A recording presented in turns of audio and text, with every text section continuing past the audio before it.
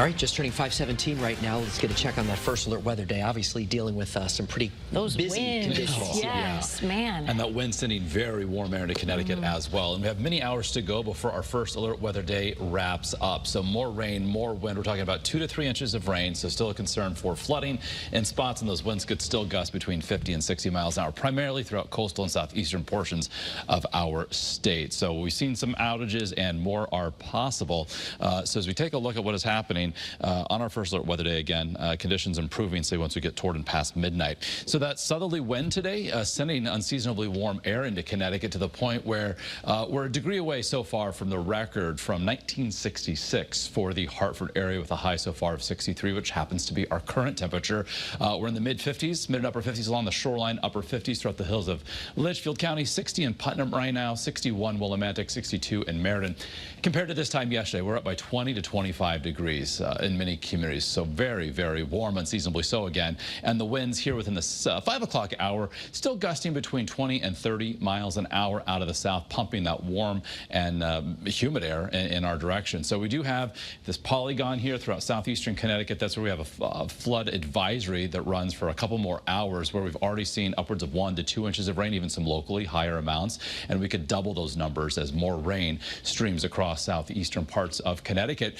Elsewhere, we've got moderate to at times heavy rain as well ongoing. Some viewer rainfall totals from Stonington. We've got 2.26 inches. Eleanor and Hampton 1.9. Eric and Mansfield Center 1.85. Neil from Haddam Neck 1.67. And then Roger and Wethersfield just over an inch and a tenth there of rain. So from our capital city, 36 stories up, looking into the eastern extent of Bushnell Park. Winterfest typically would be happening right now, but given the wind, the warmth, and the rain, not happening, resuming tomorrow, but still nicely lit on this Wednesday evening. Our view from New London, 57 degrees. Look at that sustained wind at 25 miles an hour. So given the rain, visibility in many locations down to 5 miles or less. So the rain, if you're heading out and about this evening, plan extra time for sure. Not the best visibility, concern for ponding, therefore hydroplaning on area roadways, and more rain on the way. And we're watching a stream of moisture head up across southeastern parts of Connecticut offshore, and then we're also looking westward for some heavier rain moving through parts of Pennsylvania and New Jersey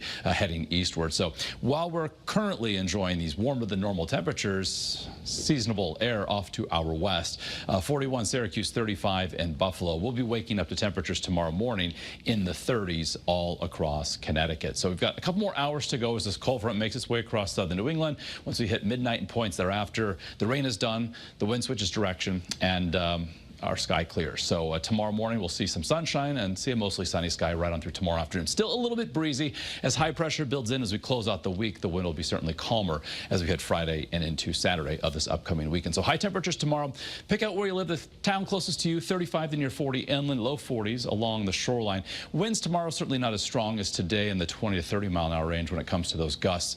Mid 30s on Friday, mid and upper 30s on Saturday, closer to 40 on Sunday. Sunday we'll start to see a bit of an increase in cloudiness to the later part of the day, but otherwise the weekend is dry from beginning to end.